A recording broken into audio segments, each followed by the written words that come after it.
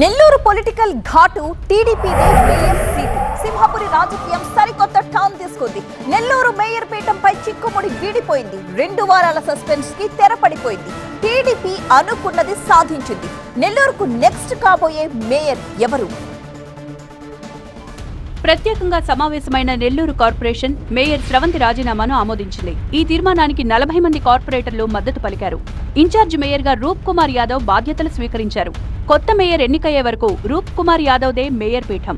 Incharge మేయర్ను MLA Kotamreddy Sridhar Reddy అభినందించారు. నెల్లూరు నగరం మరింత వేగంగా అభివృద్ధి చెందుతుందనే ఆశాభావం వ్యక్తం చేశారు. దాదాపు 40 మంది ఈరోజు హాజరై ఆ యొక్క తెలుగుదేశం పార్టీ కూటమి తీసుకున్న నిర్ణయానికి మద్దతు పలికాం. అంటే ఒక భారీ మెజార్టీతో నెల్లూరు కార్పొరేషన్ మీద తెలుగుదేశం పార్టీ జెండా రెపరెపలాడింది. తనపై కొందరు చేస్తున్న ప్రచారానికి కౌంటర్ ఇచ్చారు ఇన్ఛార్జ్ మేయర్ రూప్ కుమార్ యాదవ్. మేయర్ను కుర్చీలో నుంచి దించేయాలి అన్నా, కొత్త వారిని ఎన్నుకోవాలన్నా ఓ పద్ధతి ఉంటుంది. వాస్తవాలు, చట్టాలు తెలుసుకోకుండా కొందరు ఇష్టం వచ్చినట్లు మాట్లాడుతున్నారంటూ మండిపడ్డారు ఆయన. ఎలక్షన్ కమిషన్ ప్రక్రియ ఉంటుంది. ఇది దించేసిన రోజే కొత్త మేయర్ ఎన్నుకునేది కాదు.